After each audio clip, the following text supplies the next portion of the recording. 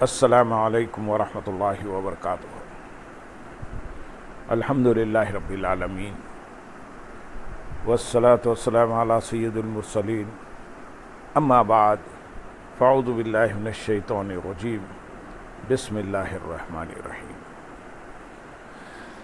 برادران عزیز و معزز خواتین، آج کی اس نشست میں سورۃ الحجر کی آیت نمبر 95 سے آیت نمبر 99 تک تمام آیات کا ترجمہ و تفسیر پیش کرنے کی سعادت حاصل کی جائے گی۔ إِنَّا كَفَيْنَاكَ الْمُسْتَهْزِئِينَ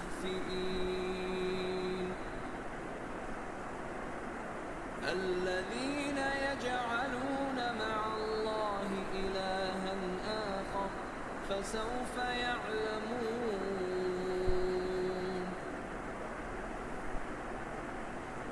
وَلَقَدْ نَعْلَمُ أَنَّكَ يَضِيقُ صَدْرُكَ بِمَا يَقُولُونَ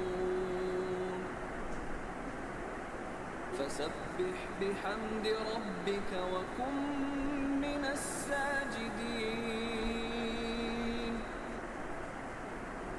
وَاعْبُدْ رَبَّكَ حَتَّى يَأْتِيَكَ الْيَقِينُ۔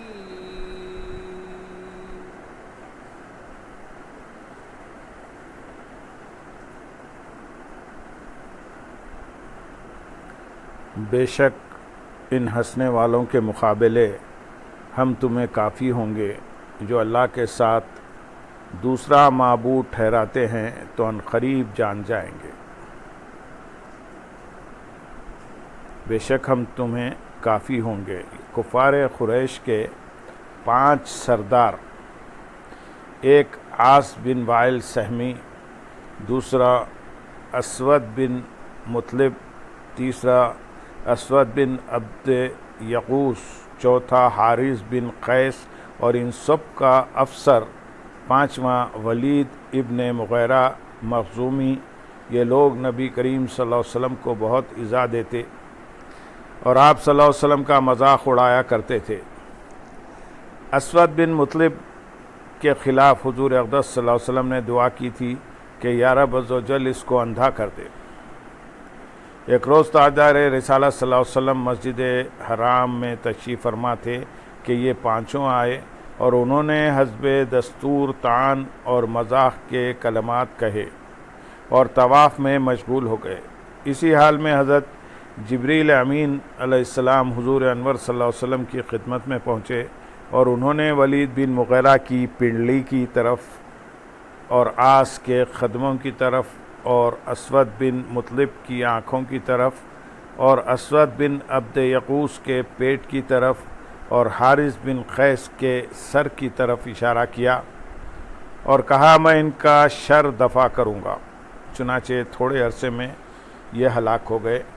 ولید بن مغیرہ تیر فروش کی دکان کے پاس سے گزرا تو اس کے تہبند میں ایک تیر کی نوک چبھ گئی، لیکن اس نے تکبر کی وجہ سے اس کو نکالنے کے لیے سر نیچا نہ کیا، اس سے اس کی پنڈلی میں زخم آیا اور اس میں مر گیا۔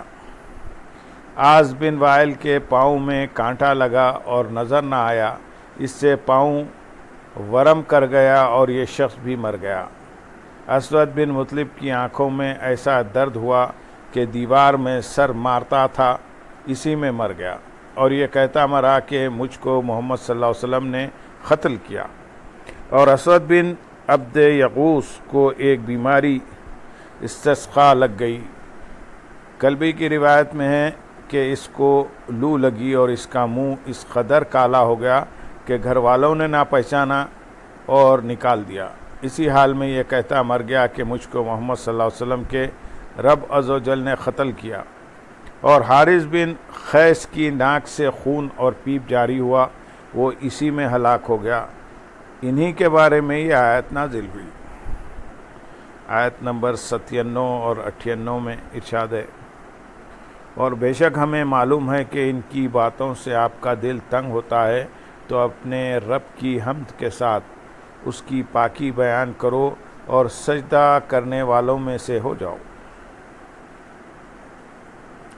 اس آیت اور اس کے بعد والی آیت کا خلاصہ یہ ہے کہ اے حبیب صلی اللہ علیہ وسلم، بے شک ہمیں معلوم ہے کہ آپ کی قوم کے مشرکوں کا آپ کو جھٹلانے، آپ کا اور قرآن کا مذاق اڑانے کی وجہ سے آپ کو ملال ہوتا ہے، تو آپ اپنے رب عز و جل کی حمد کے ساتھ اس کی پاکی بیان کریں اور سجدہ کرنے والوں میں سے ہو جائیں، کیونکہ اللہ تعالیٰ کی عبادت کرنے والوں کے لیے تسبیح اور عبادت میں مشغول ہونا غم کا بہترین علاج ہے۔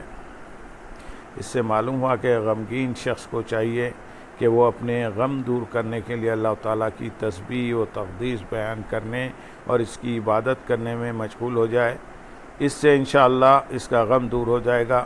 حدیث شریف میں ہے، حضرت حذیفہ رضی اللہ تعالیٰ عنہ فرماتے ہیں، جب رسول اکرم صلی اللہ علیہ وسلم کو کوئی اہم واقعہ پیش آتا تو نماز میں مشغول ہو جاتے، اور حضرت ابو درداء رضی اللہ تعالیٰ عنہ فرماتے ہیں، جس نے صبح اور شام 7 مرتبہ یہ کہا، حسبی اللہ لا الہ الا ہو علیہ توکلت وہو رب العرش العظیم، تو اللہ تعالیٰ اس چیز میں سے اسے کافی ہوگا جس کا اس نے ارادہ کیا۔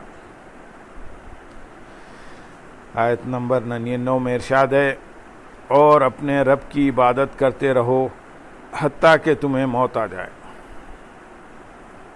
یعنی اے حبیب صلی اللہ علیہ وسلم، جب تک موت آپ کی بارگاہ میں حاضر نہیں ہو جاتی اس وقت تک آپ اپنے رب عز و جل کی عبادت میں مصروف رہیں۔ اس سے معلوم ہوا کہ بندہ خواہ کتنا ہی بڑا ولی بن جائے وہ عبادت سے بے نیاز نہیں ہو سکتا۔ جب سید المرسلین صلی اللہ علیہ وسلم کو آخری دم تک عبادت کرنے کا حکم دیا گیا تو ہم کیا چیز ہیں؟ اس سے ان لوگوں کو نصیحت حاصل کرنی چاہیے جو اپنے آپ کو بڑے بلند مقام و مرتبے پر فائز سمجھ کر عبادات کے معاملے میں خود کو بے نیاز جانتے ہیں۔ انہیں غور کرنا چاہیے کہ وہ کہیں شیطان کے خفیہ اور خطرناک وار کا شکار تو نہیں ہو گئے، کیونکہ شیطان نے ایسے واروں کے ذریعے بڑے بڑے مشائخ کو گمراہ کیا ہے، اور اسی وار کے ذریعے اس نے ولیوں کے سردار حضور غوث پاک شیخ عبد القادر جیلانی رضی اللہ تعالیٰ عنہ کو بھی بہکانے کی کوشش کی ہے۔ چنانچہ حضرت شیخ ابو نصر موسیٰ بن شیخ عبد القادر جیلانی رحمۃ اللہ علیہ فرماتے ہیں کہ میرے والد نے ارشاد فرمایا، میں اپنے ایک سفر میں صحرا کی طرف نکلا اور چند دن وہاں ٹھہرا، مگر مجھے پانی نہیں ملتا تھا۔